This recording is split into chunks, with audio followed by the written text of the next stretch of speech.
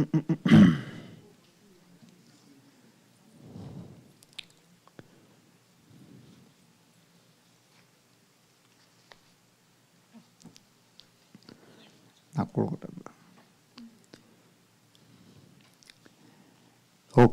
we'll begin our evening session with a prayer to Lord Ganesha, Guru and Devi. Please join me.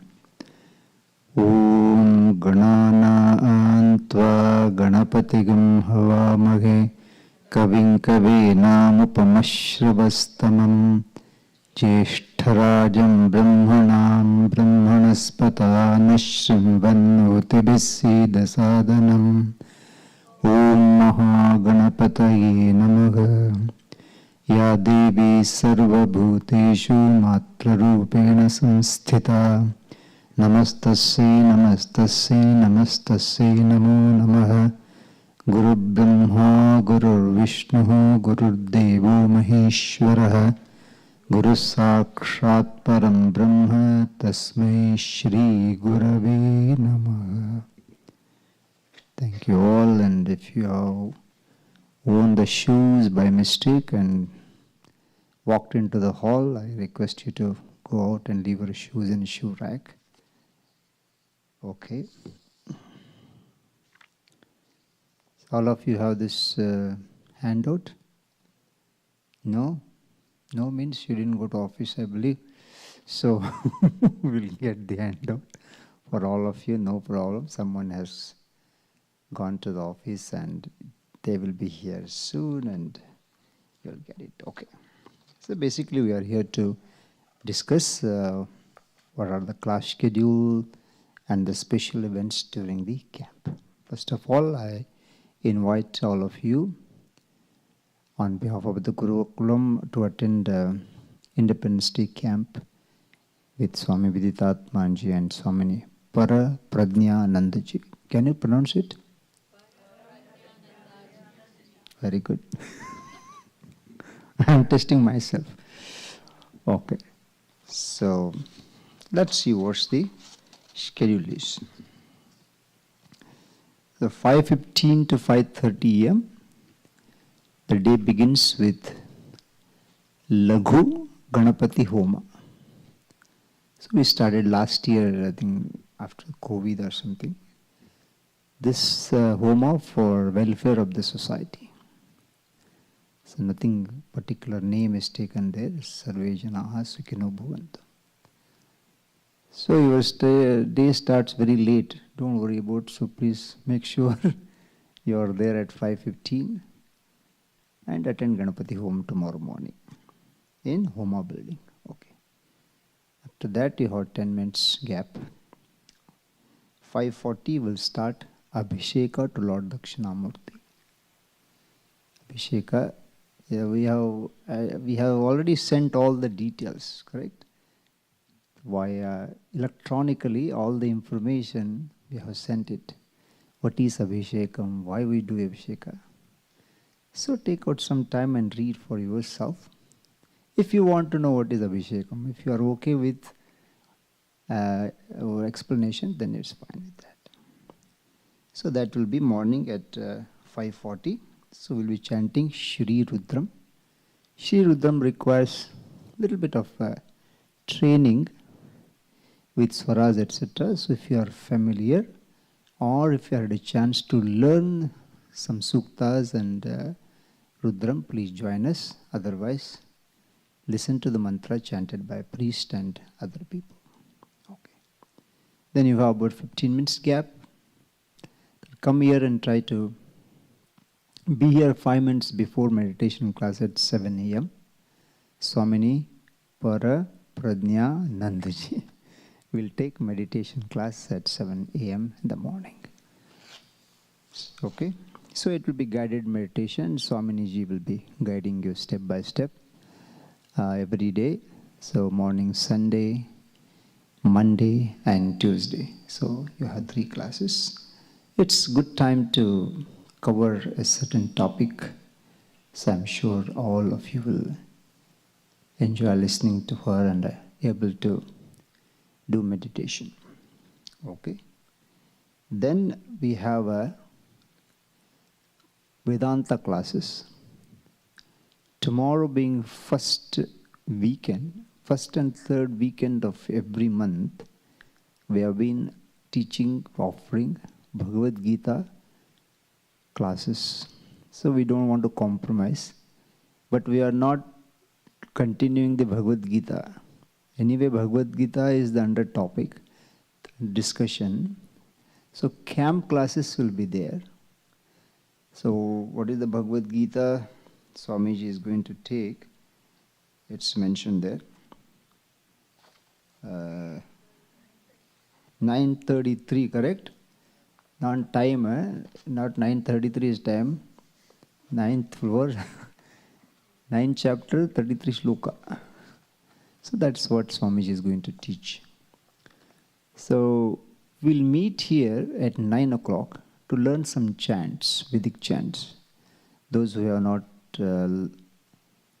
those who don't know anything about Vedic chant, they can attend, but those who know it, they can take it easy. Guru Purnima celebration is coming very soon. So we'll try to learn some shloka related to Guru. Okay. So that will meet at 9 o'clock. Before that, there is no breakfast tomorrow. So just come for the class, okay? So 9 o'clock, so we'll meet here for chanting for half an hour, 40 minutes, whatever it takes. And we'll leave you much before 10 o'clock class so that you'll be fresh to listen to Swamiji. 2 classes, 10 to 11, the first class. In half an hour, there will be gap, and 11:30 to 12:30.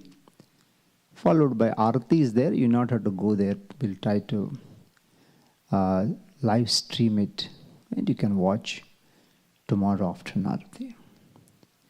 Then evening, Swaminiji will take class on Bhagavad Gītā. I think it's 6:33, correct? 6th shloka, 6th verse, 6th chapter, 33 shloka.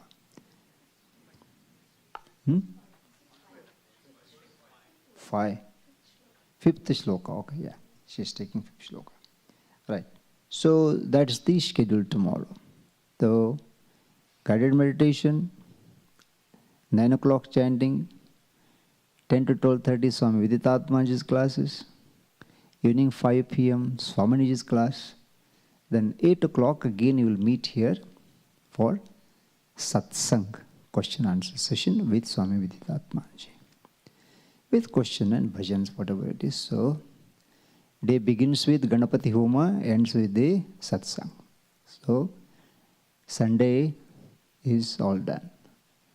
Monday is very big day for all of us, those who are committed to Vedanta learning. Guru Purnima, offering our gratitude to all our teachers. So, again there is adjustment of the class.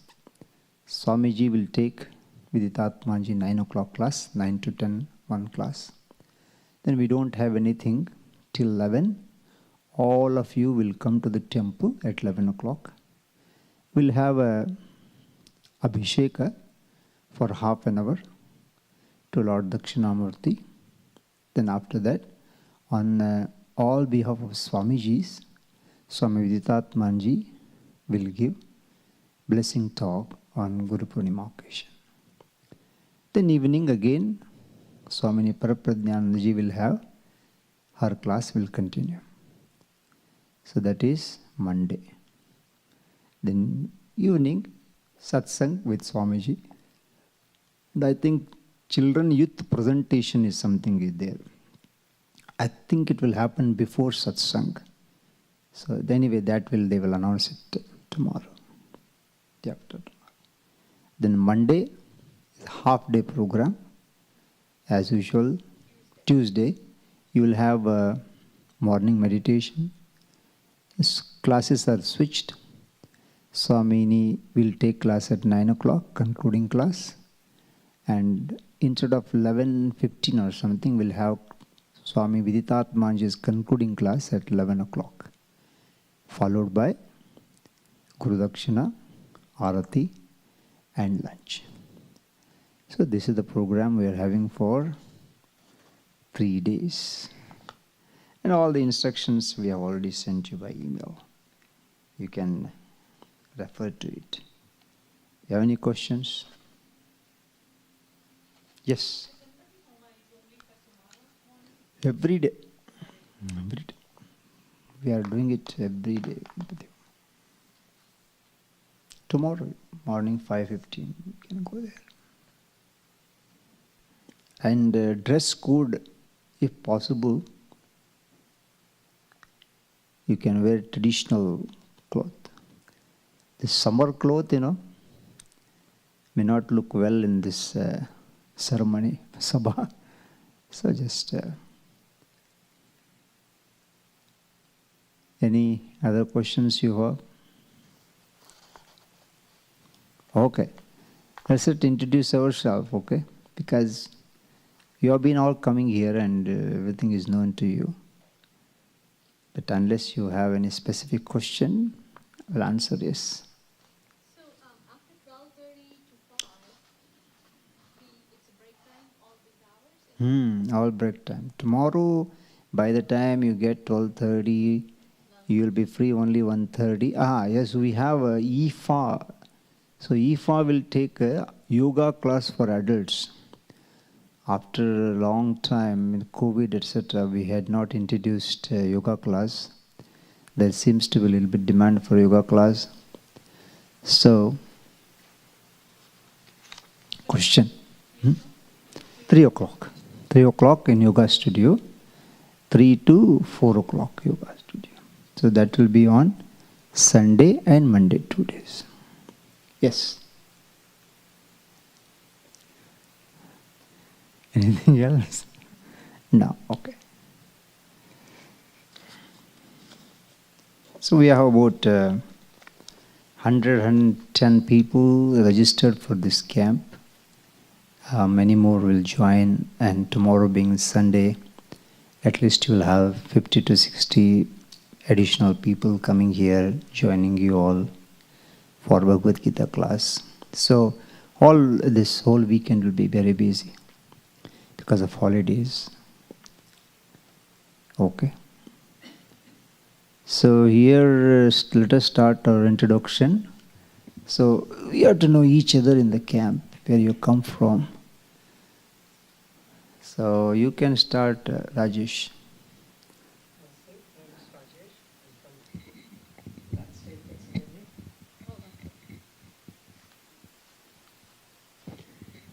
Namaste. My name is Rajesh. I'm from Lansdale, Pennsylvania.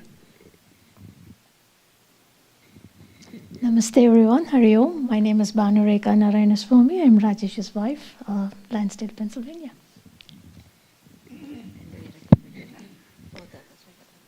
Yeah, my name is Vishwanathan. I am from Pools, Maryland, which is close to Washington, D.C. Same thing. I am V.G. Vishwanathan, the same place. Prabhakar Kotandaraman from Boston. I'm Usha, Prabhakar's wife, also from Boston. I am Gomati. I am from India, Chennai. And she's my aunt. And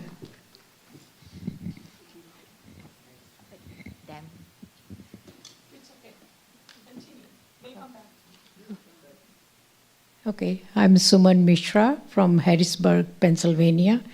I've been coming to the ashram, I think, more than 15 years. And in India, I'm from Rajasthan, Pilani. Thank you. I'm Ila Sukhadia from Staten Island, long-time student of Swamiji. I'm Sajani Sukhadia, Ila Sukhadia's daughter, and I'm born in New York, parents born in Gujarat, and now I'm staying in Sailorsburg. Rajeshwari Murthy from Somerset, New Jersey. We have been coming to ashram since 1980s.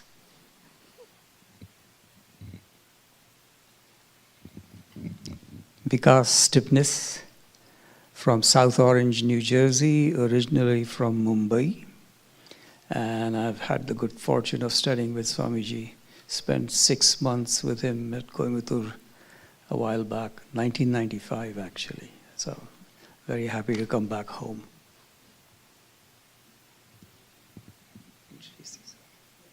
Hi, I'm Catherine Amrita. I'm Vikas's daughter. I'm from the same place.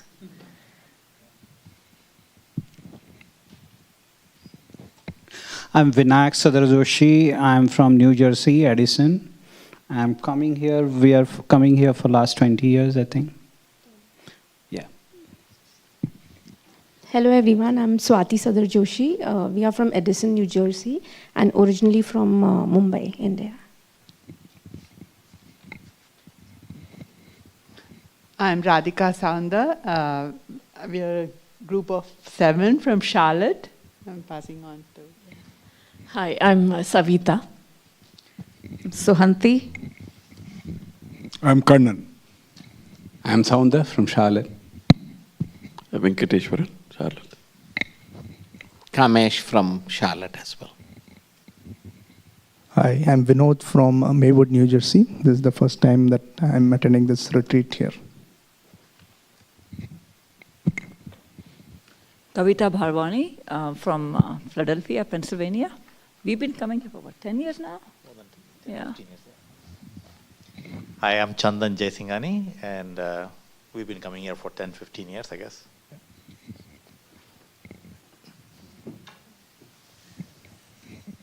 Hari Om. I am Meenakshi Vishwanathan from Coimbatore, Savitri Sriniyoda mother. I am Vishwanathan from Coimbatore. This is the first time we are coming.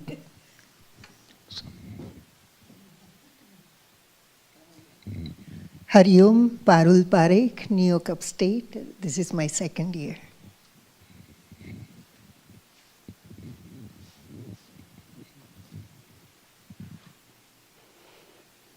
I'm Nalini Padu. I've been coming for almost 15 years.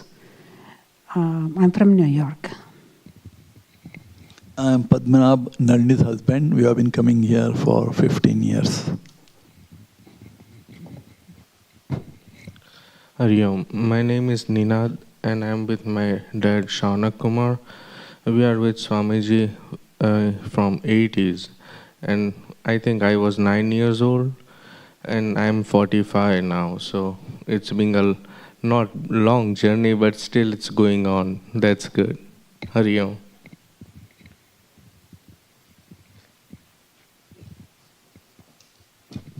Hi, my name is Lakshmanan. I'm from Greater Boston area.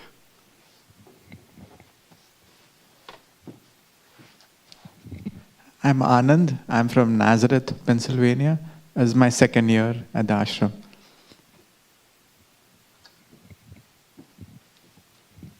Hi, I'm Saurav. I'm from New York. Me and my wife and my 2 kids are here for the first time. One of our family friend has suggested this, so we are coming here for the first time. Hello, good evening and Hari Om. My name is Harsha. I come from Glasgow in Scotland and I'm originally from Bangalore, India.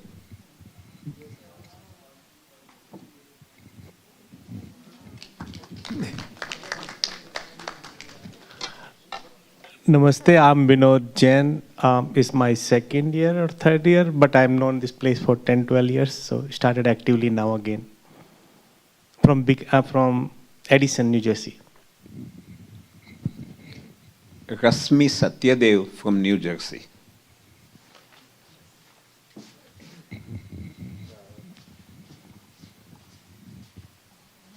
That's okay. My name is Sejal Barot, and originally we are from Gujarat, here from Maryland.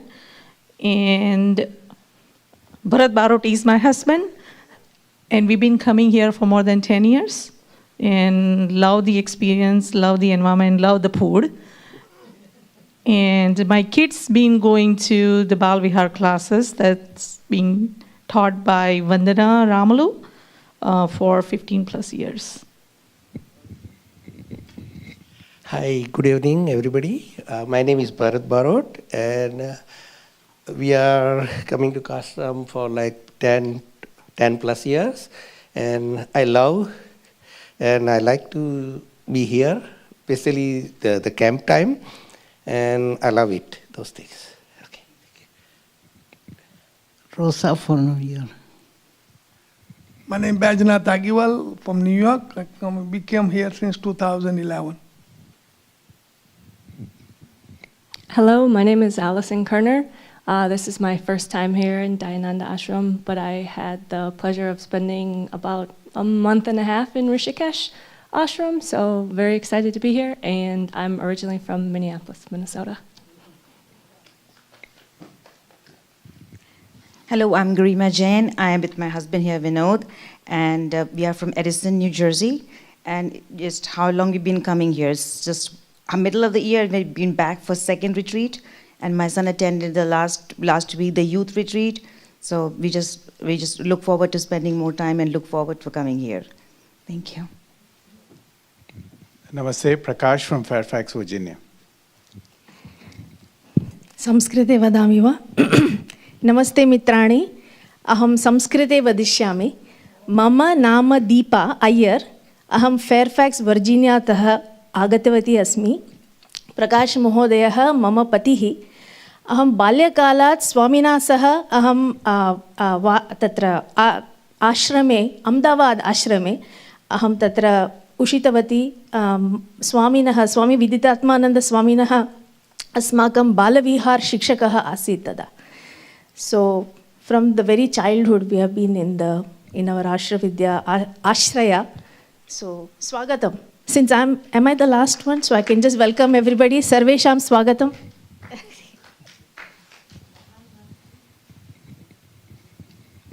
Namaste. My name is Sai. I'm from Westchester, Pennsylvania. Namaste, I'm Renuka, I'm Sai's wife. This is our first time here. We've been following virtually through YouTube, whatever videos, and we finally made the move to come here and experience it.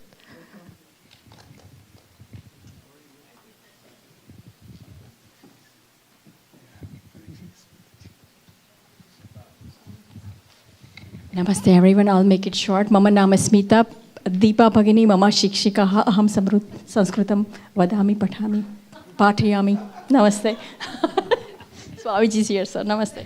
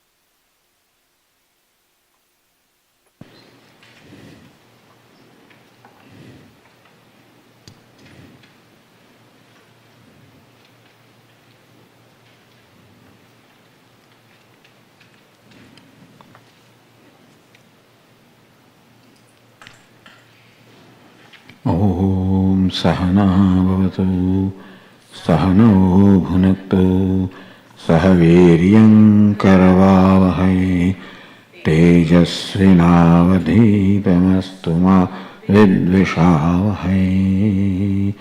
Om Shanti Shanti Shanti.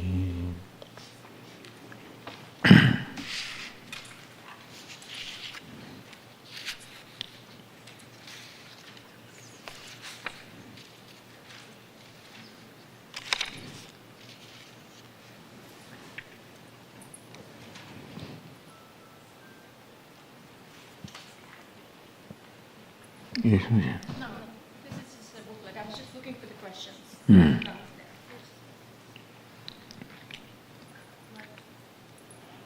Any tips on overcoming alcohol, drugs, smoking addiction?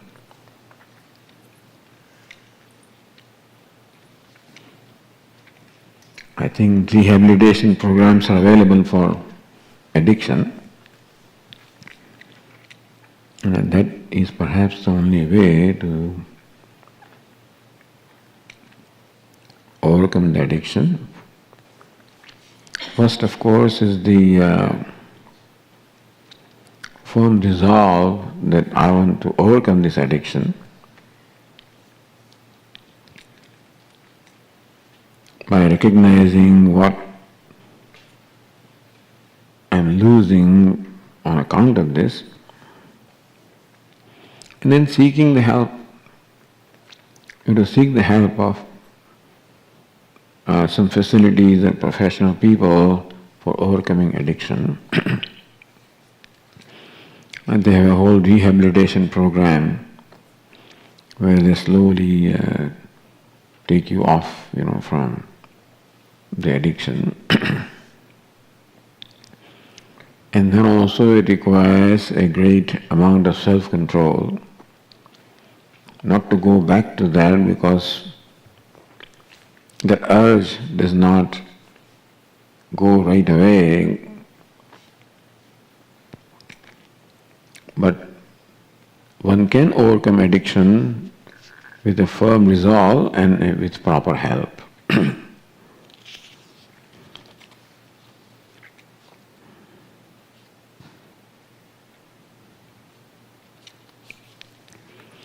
Shiva and Krishna, what's the difference? And is anyone more supreme and ultimate than the other?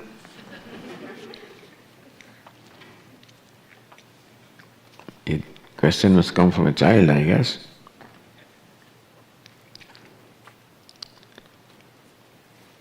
But here in Hinduism we have the concept of Ishtadevata, the chosen deity or the deity for whom we have the reverence and devotion. That's called Ishtadevata. And depending upon our mental makeup, upon our upbringing, upon the samskaras, impressions that we brought,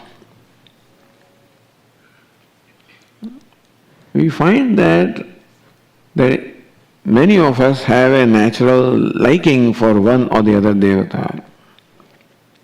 Mostly it comes from the worships generally performed at home. Otherwise, nobody is supreme. Whether it's Lord Krishna or Lord Shiva, both of them are manifestation of same Paramatma. So each devata, whether it is Lord Ganesha or Lord Shiva, Lord Vishnu or Devi, all of them are supreme because they are all manifestations of the Supreme Paramatma. So none of them is higher, other one is lower.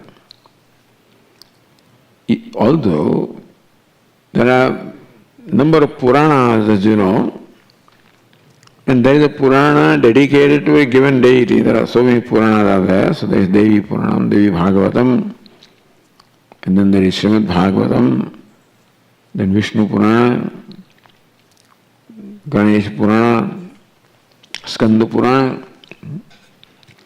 When you go to a given Purana, then that deity is shown as supreme deity. Other deities are shown as subsidiary. So other deities all worship him or pray to him.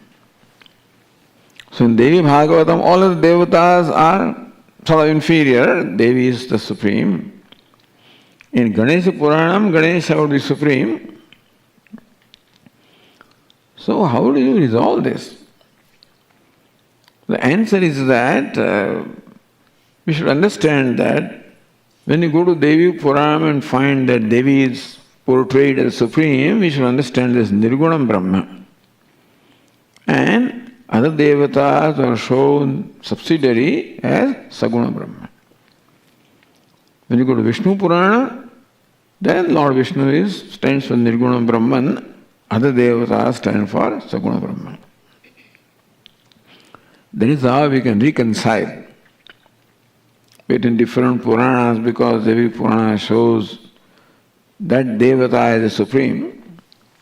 And the purpose of Purana is to invoke devotion in us, and therefore it is quite appropriate that Purana portrays that Devata is supreme and sings the glories of that Devata.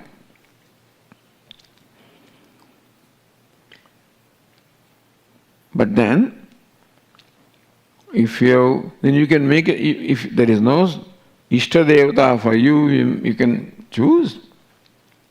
Go to one of these Puranas, listen to Kathas and see what appeals to you. And accordingly you can choose.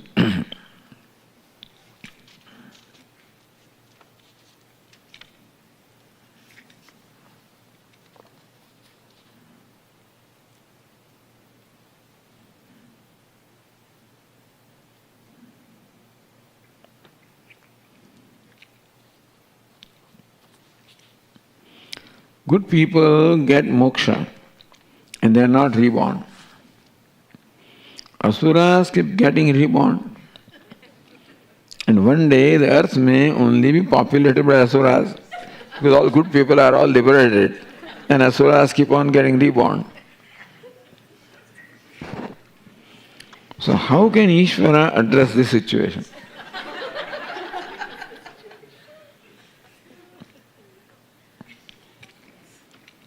Ishvara sends them to hell or heaven or whatever it is, I guess he must have some plan.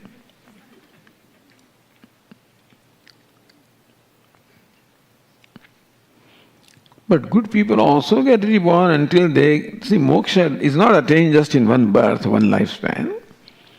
So good people also are reborn. Good people are also reborn and asuras are also reborn. There is always a mix of both of them. It won't be that all there is good and all there is bad. There's always a mix of both of them. There is always a balance between the two. And that is how dharma and adharma both are there in the universe. And that's what keeps things going, because in the universe you need creation, sustenance and dissolution. So destruction also is part of the creation. So you require asuras for destruction, devatas, for sustenance and creation. So I guess there will be a proper mix of all these kinds of entities to maintain a balance between creation, sustenance, dissolution. So Ishvara has created this. He doesn't have to address the situation. He has created situations such that the universe will go on. Therefore all people will not be liberated. People who are liberated are very few. Rest are going round and round. And we want to be one of those lucky ones, who get liberated. But otherwise, there is always sometimes a question, Swami, what happens if everybody gets liberated? I say, we wish that happens, but that's not going to happen. Moksha requires a dedicated life of spiritual evolution and is spread over a number of lifetimes. Lord Krishna says in the Bhagavad Gītā, Bahunam janmanamante jnanavan mam prapadyate aneka janma samsiddha tatoyadi param gatim. Gaining perfection over a number of births, one ultimately gains the param gatim or the supreme gati, moksha. So it's a process. Moksha, liberation, doesn't happen overnight. It's not just a phenomenon. It is the culmination of a process of growth. And everybody is in that process. And therefore, there are always some who get moksha, others continue. And so, because there are countless living beings on this earth, there will never be a dearth of people, and therefore, there will be no problem as far as the Jagat or world is concerned. Enough people will be born again and again, Meaning Ishvara has made this provision so he doesn't have to worry. He can lie down asleep, and the world will go on.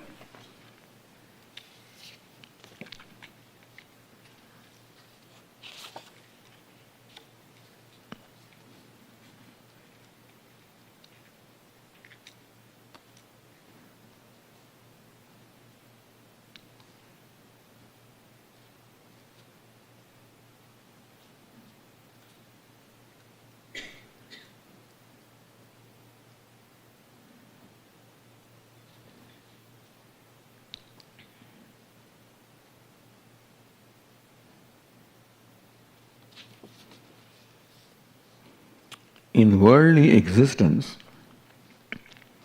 as a householder, we are focused on building or improving our credit score and financial planning. What practical tips or guidance can you give? I thought this asking for guidance on this credit score, etc. But no, thank God, that's not so. What practical tips or guidance can you give us regarding building our karmic score and punya matrix that can come in handy and helpful to us in difficult times? Karmic score, keep performing good karma.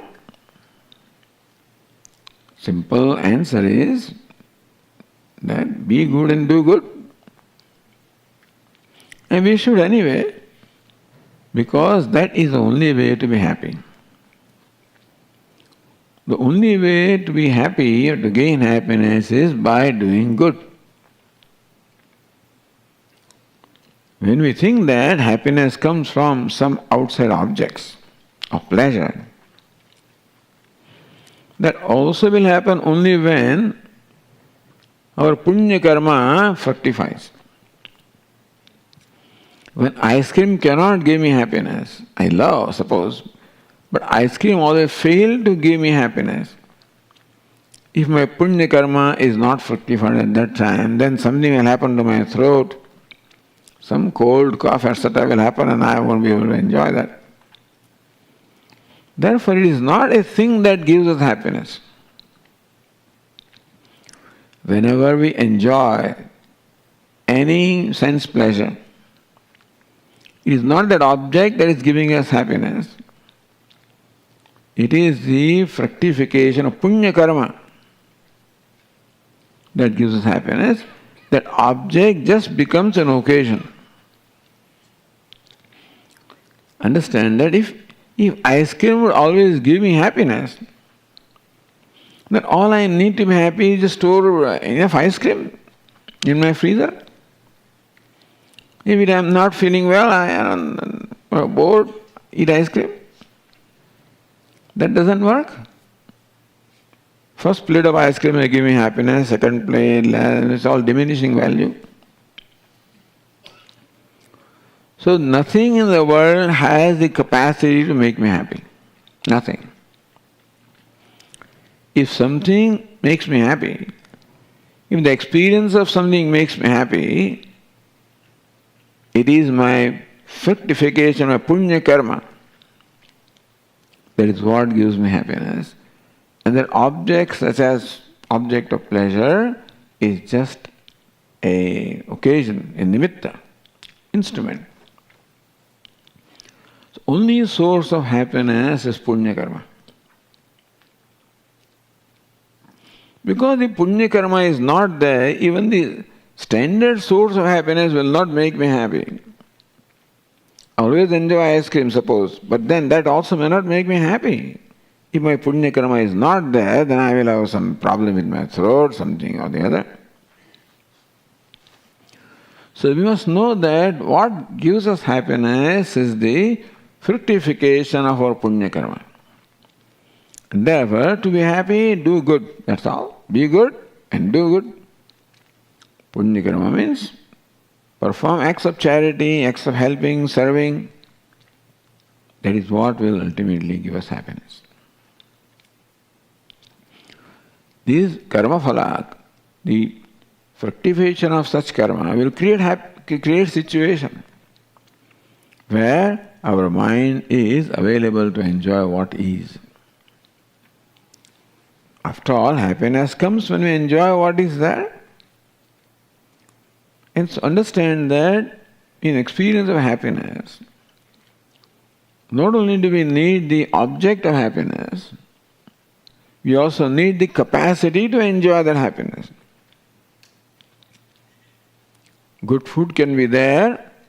If my stomach doesn't support me, I can't enjoy that food. So understand that not only do we need the objects or means of happiness, We also need the capacity to enjoy, and that is what Punya Karma gives us.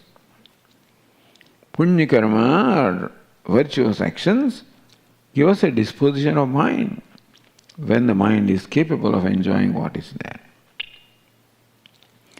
And therefore, to be happy, all that is necessary is to do good. Be good and do good. Simple formula for being happy. In the other process, you can collect your credit score and financial this and nothing wrong in them. But in itself, the credit score, whatever that is, and the financial other things, they can give you security, can give us comfort. The worldly objects can give us comfort, can give us security. But nothing can give us happiness, understand? Happiness only comes when our mind enjoys a suitable disposition, which is the result of the past punya karma. So happiness is the result of the punya karma. Therefore, keep doing good actions, help others, be helpful, reach out to others, to those who are in need, or everybody is in need. So you don't have to go out someplace. Home itself, everybody is in need. So help your spouse, your children, whoever it is in the home, help them.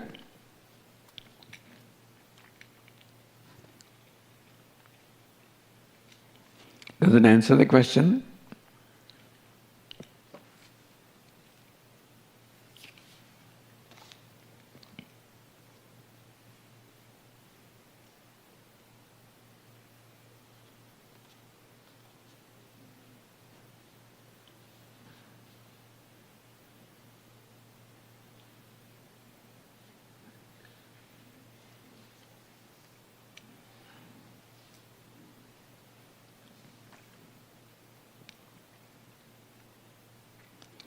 In corporate world,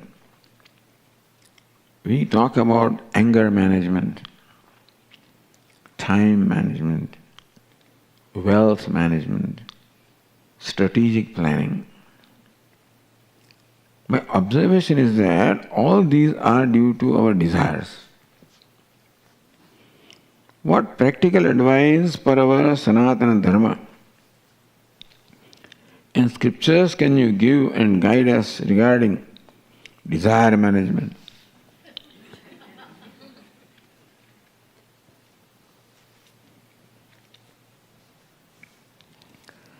Desire management is that we should be able to manage desires and not be managed by desires. What does it mean? To be managed by desire is that a desire arises and I have no freedom to get rid of it, and desire prevails upon me to fulfill it. That will be called being managed by desire. When a desire arises, I can be objective and I can address my mind. Hey mind, what it is that you expect to attain by fulfilling the desire?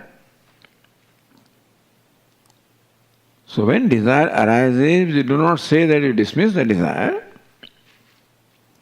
You would suggest that you understand what exactly is desired. Desire maybe for, say, a piece of furniture or for some. But then we ask a question, what is it that I seek to accomplish by fulfilling the desire? Understand that the desire behind all desires is desire for happiness. Nobody wants to invite sorrow or unhappiness as a result of fulfilling desire. By fulfilling desire, you hope to gain happiness. So, desire behind all desires is desire for happiness. Vedanta Shastra says that happiness is not something to be acquired, because happiness is our own nature. Therefore, desire for happiness is a desire that can never be satisfied. Desire for an object can be satisfied, but desire for happiness cannot be satisfied because nothing can give me happiness. Swami, that's not right. I got a new car, I'm very happy. Bought a new house, I'm very happy. Yes, you are right. And God bless you that all of these things make you happy. But as I said, ultimately what makes me happy is the fructification of my punya karma. And therefore, to be happy, do good. That's all I can say. And so desire behind desires for happiness. Happiness comes for two things. In day-to-day life, happiness comes as a fructification of punya karma. Ultimately, happiness comes when I recognize that happiness is my nature. And therefore, we have to live a certain way of life. Happiness is our nature, all right. But Swamiji, happiness is nature. How come I don't experience it?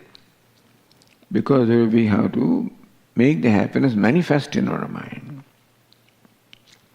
For that we should live a certain way of life. So happiness which is there becomes manifest. And that will be the subject matter of our discussions during this retreat.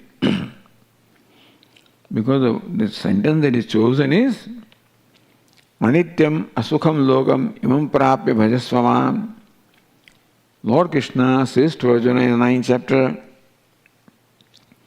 Arjuna, understand that this world as well as your body is anityam, impermanent, asukham, not a source of happiness. Bhajasvam, therefore, may you worship me. So Lord Krishna teaches what is the means of becoming happy. We will discuss that in our classes here. So that takes care of all questions. Any questions anybody has?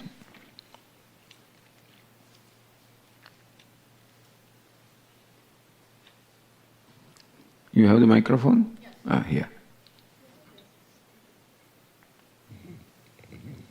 This is just a follow-up on the question regarding this punya karma. So when you say that we should do punya karma, which is the fructification which gives us happiness, is it from this birth or you are talking about previous birth? Either way. Either way. But we rely upon this birth.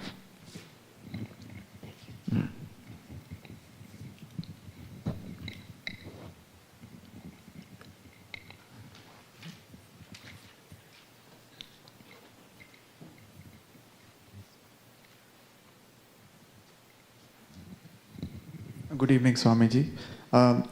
Regarding moksha, is it possible to know that we have attained moksha in this birth and that we are going to be liberated and not have a rebirth? Is it possible for a person, like a normal person, who's doing good throughout his life, and he's very happy that's what moksha is, to be blissfully happy, right?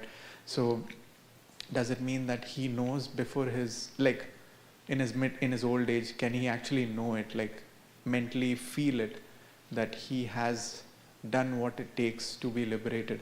But you're saying it will take multiple lifetimes, so we don't know really, right, in some sense. But this could be that life, You already spend multiple lifetimes, who knows? So you don't plan for multiple lifetimes. You plan for only this lifetime. And you will know. Just as you know that you are happy, isn't it? You don't need to verify from somebody. So also you know that you are free. It is self-revealing. And therefore you know that you are free for no reason at all. When you are free for or happy for no reason, understand that is what it is.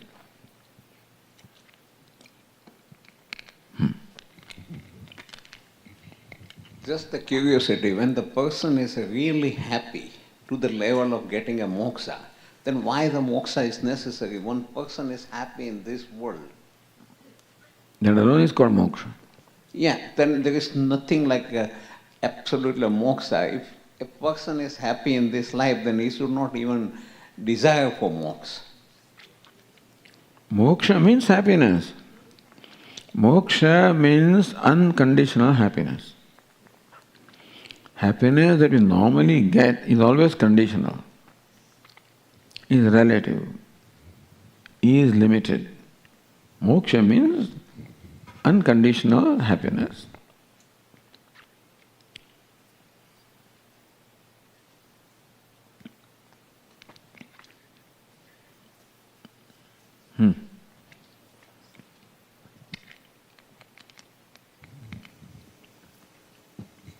Namaste Swamiji, Hari Om. Regarding the two discussions that you made regarding desire management and earning karmic merit and score, you talked about developing a disposition of mind. And in 6th chapter of Bhagavad Gītā, Lord Shri Krishna says about abhyasa and vairagyam. Now, Bhagavad Gītā tells about management of our binding desires. Now, my conundrum is vairagyam a binding desire? And if one is working towards vairagyam, is it also not a conflict of interest there? And how are we supposed to understand vairagyam? Thank you.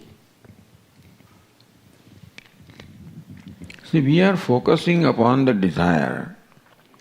Vairagya means freedom from raga and dvesha. That's called vairagya. Raga means attachment, dvesha means aversion, and attachments and aversion usually give rise to desires. So freedom from desire comes to the extent that you have freedom from raga dvesha. And that happens to the extent that you have discovered freedom from yourself, happiness from yourself. Discovering happiness from myself is a way to become free from the desire for happiness from elsewhere. So vairagya is not something that is only related to out there, vairagya is related to me. To what extent I have gained the purification of my mind so that I am happy by myself. The extent to which I am happy by myself or with myself, to that extent there is freedom from the need of happiness and so need the desires. When I am totally happy with myself, total freedom from desires. So when we talk of desires, we always focus attention on something other than ourselves. But vairagya is not just freedom from raga dvesha. That comes when you have satisfaction with yourself. And only you can get free from raga dvesha. The extent to which you have satisfaction of yourself, to that extent you become free from raga dvesha.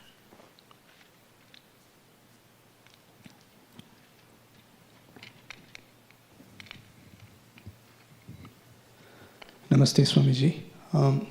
So you mentioned that like when a desire arises, like we try to address the mind and say, hey, what is it that I seek to accomplish by fulfilling this, right?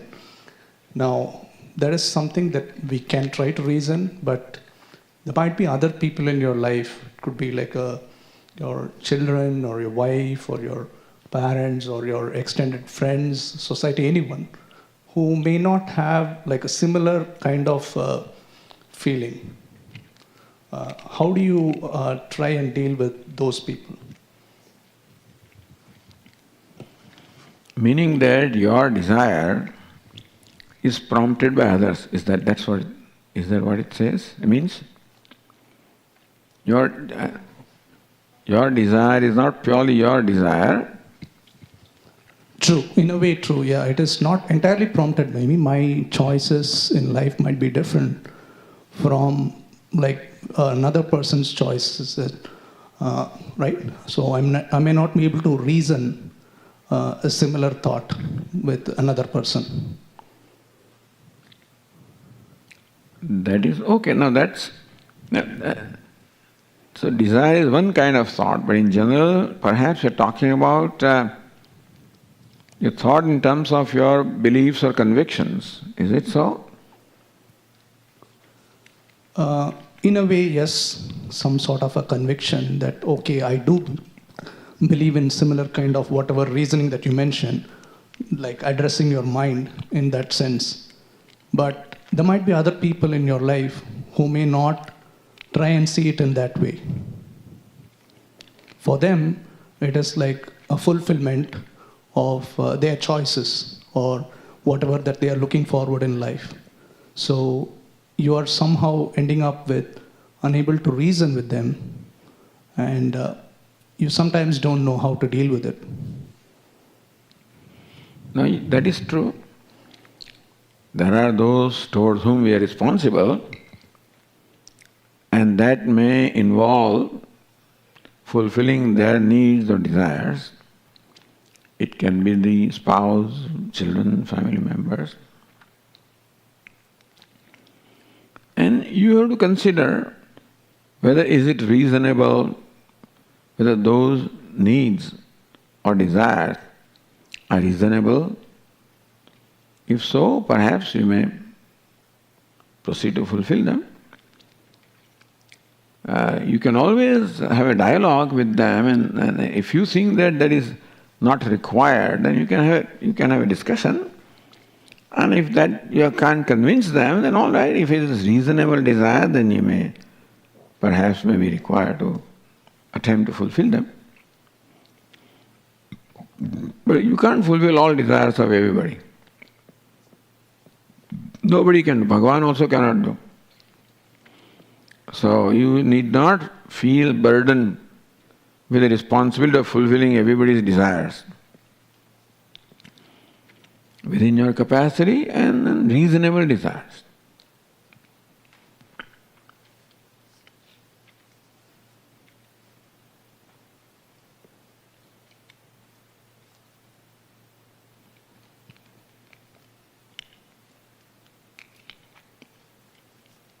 Looks like we are done with questions tonight. We'll conclude with one bhajan and then we'll see you tomorrow morning. First meditation and then 9 o'clock class.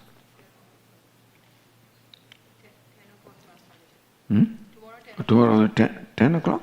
Sunday, first Sunday. Oh. 10 to 12:30. So tomorrow's first class is 10 o'clock. Okay. So we are trying to accommodate many things here. The Sunday, but we'll see. We may continue we may take our class, which is for the retreat. Let's see what we can do.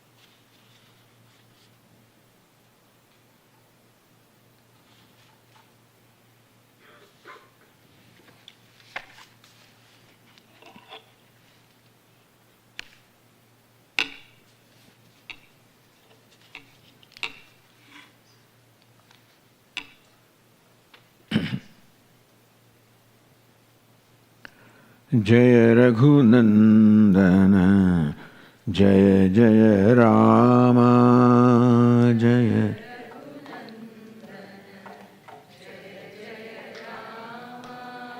Jaya Raghunandana, Jaya Jaya Rama,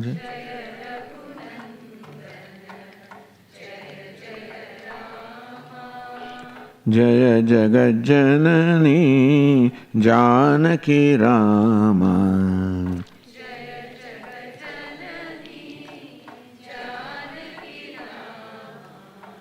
Jaya Jagat Janani Janaki Rama,